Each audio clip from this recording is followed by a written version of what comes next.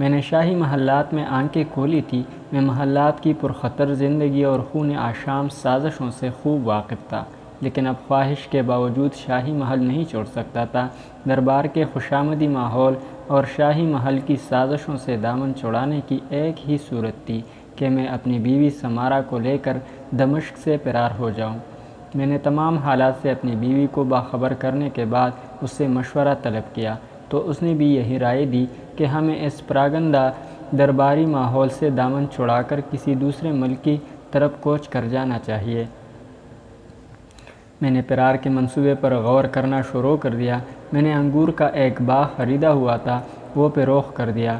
میں فرار کی دوسری تفصیلات میں لگا ہوا تھا کہ اچانک شاہی طبیب نے بھرپور وار کر دیا۔ اس نے پہلے ہی سے بادشاہ کے کان میرے خلاف خوب پر رکھے تھے۔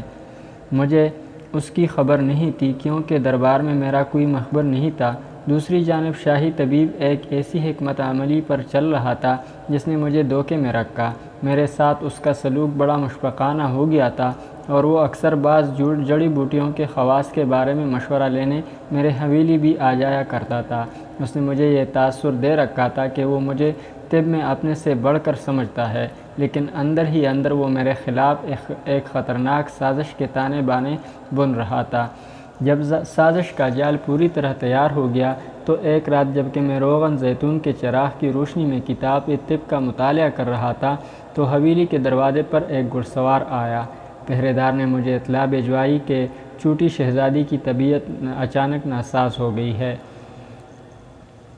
اور مجھے شاہی محل طلب کیا گیا ہے۔ میری بیوی خوابگاہ میں سو رہی تھی۔ رتبان زال بھی اپنی کوٹری میں محو خواب تھا۔ میں نے چند ضروری ادویات تیلے میں ڈالی اور نیچے آ گیا۔ میں نے رتبان کو جگانا چاہا تو معلوم ہوا کہ گھڑ سوار میرے لیے شاہی گھوڑا ساتھ لایا ہے۔ میں اس کے ساتھ محل کی طرف روانہ ہو گیا۔ دمشق کے قدیم پراسرار گلیاں رات کے اندھیروں میں ڈوبی ہوئی تھی، کہیں کہیں چراغوں کی روشنی بھی ہو رہی تھی۔ گھڑ سوار مجھے محل کے عقبی حصے کی جانب لے گیا۔ میں نے اس سے کہا کہ وہ محل کے صدر دروازے کی طرف کیوں نہیں گیا۔ اس نے کہا کہ شہزادی اپنی بیماری کا بادشاہ اور ملکہ سے ذکر نہیں کرنا چاہتی، اس لیے یہ ان کا حکم ہے کہ آپ کو خفیہ راستے سے ان کی خوابگاہ تک لایا جائے۔ میں خاموش ہو گیا۔ محل کے عقب میں خاموشی اور اندھیرا چھایا ہوا تھا۔ محل کے ایک خفیہ راستے سے مجھے شہزادی کی خوابگاہ کی کھڑکی کے پاس لایا گیا۔ آپ اس کھڑکی میں سے شہزادی کی خوابگاہ میں تشریف لے جائیے، کیونکہ خوابگاہ کے دروازے پر خواجہ سراؤں کا پہرا ہے اور شہزادی اپنی بیماری کو راز میں رکھنا چاہتی ہیں، جلدی کیجیے۔ شہزادی کی طبیعت سخت ناساز ہے، یہ کہہ کر گھڑ سوار چلا گیا۔ میں نے ڈرتے ڈرتے کھڑکی کو ذرا سا دھکیلا تو وہ کھل گئی۔ میرے خلاف کی گئی بھیانک سازش کا یہ بھی ایک حصہ تھا۔ شاہی طبیب نے ایک کنیز خاص سے مل کر شہزادی کی خوابگاہ کی کھڑکی زنجیر اندر سے کھلی رکھوائی تھی۔ میں جھکتے ہوئے کھڑکی میں سے اندر داخل ہو گیا۔ شہزادی کی خوابگاہ میں افریقی آبنوس کے جالے کے قریب سے گزر کر میں آگے بڑھا۔ میرے پاؤں ریشمی قالین میں دھنس رہے تھے۔ خوابگاہ میں پوری شمعوں کی خواب انگیز دھیمی روشنی پھیلی ہوئی تھی اور فضا میں عود عنبر کی خیال افروز مہک رچی ہوئی تھی۔ مجھے شہزادی کے کراہنے کی آواز نہیں آ رہی تھی۔ میں آبنوس کے جالی دار پردے کی آؤٹ سے نکل کر سامنے آیا تو دیکھا کہ شاہی پلنگ پر شہزادی محو خواب ہے۔ اس کے سیاہ بال ریشمی تکیوں پر بکھرے ہوئے تھے۔ وہاں کوئی آثار ایسے نہ تھے کہ جس سے یہ پتہ چلے کہ شہزادی بیمار ہے۔ میری قدم وہاں رک گئے۔ اب میری چٹی حسب بیدار ہو گئی اور مجھے احساس ہوا کہ کہیں میرے خلاف کوئی سازش تو نہیں کی گئی، مگر اب دیر ہو چکی تھی۔ خوابگاہ کی کھڑکی میں سے 4 خواجہ سرا ننگی تلواریں لیے داخل ہو گئے اور انہوں نے مجھے اپنے نرغے میں لے کر شور مچا دیا۔ شہزادی خوف زدہ ہو کر بیدار ہو گئی۔ مجھے دیکھ کر وہ اپنا شب خوابی کا لباس سمیٹتے ہوئے بولی، تم یہاں کیسے آ گئے؟ میرے سامنے پورا کیل بے نقاب ہو گیا تھا، لیکن صاحب نکل چکا تھا۔ مجھے اس وقت گرفتار کر کے شاہی محافظ دستے کے حوالے کر دیا گیا۔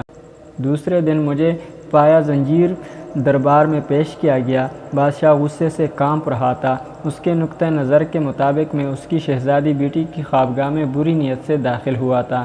میں نے اپنی صفائی کے لیے زبان کھولی ہی تھی کہ بادشاہ غصے سے لرزتا ہوا تخت سے اٹھ کھڑا ہوا۔ لے جاؤ، اسے زمین میں زندہ دفن کر دو۔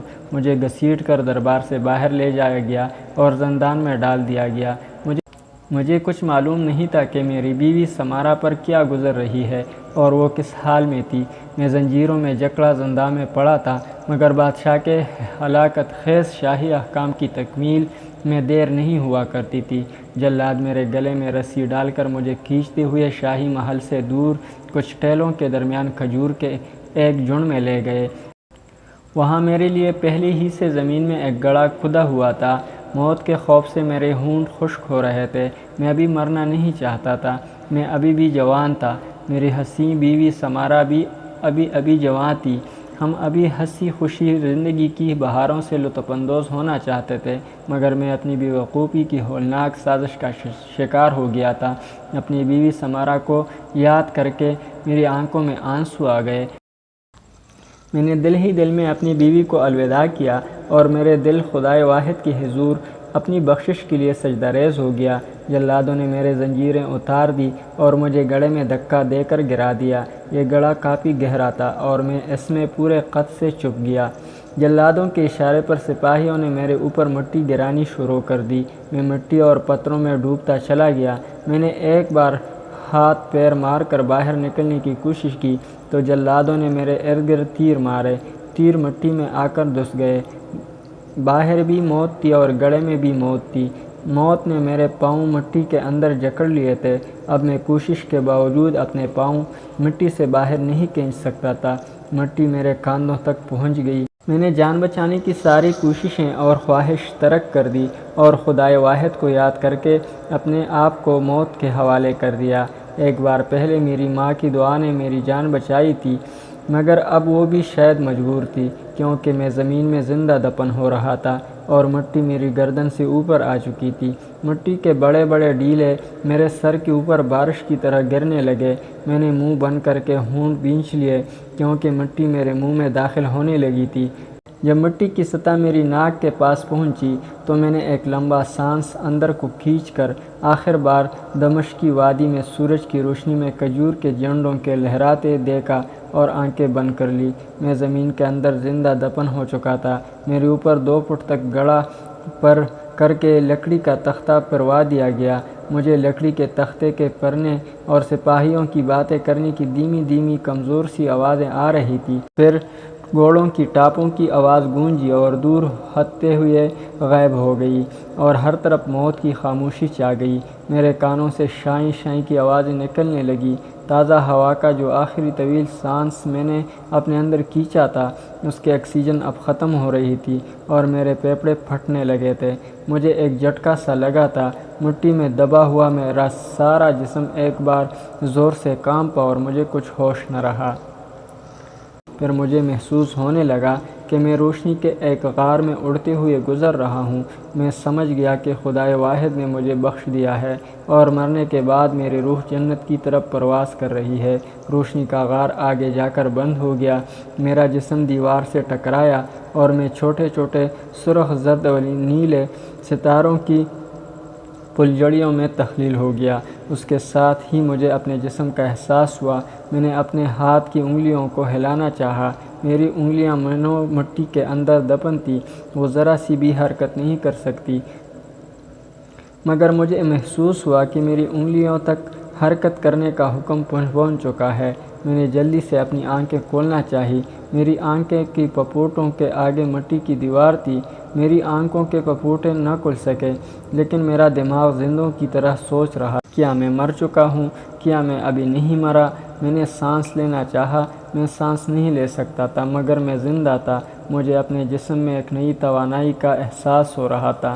میں سمجھ گیا کہ مٹی کے ذروں کے اندر سے تھوڑی تھوڑی تازہ ہوا میرے پھیپھڑوں تک پہنچ رہی تھی، جس نے مجھے زندہ رکھا۔ ناظرین، اگلی قسط تک اجازت دیجیے۔ اللہ حافظ۔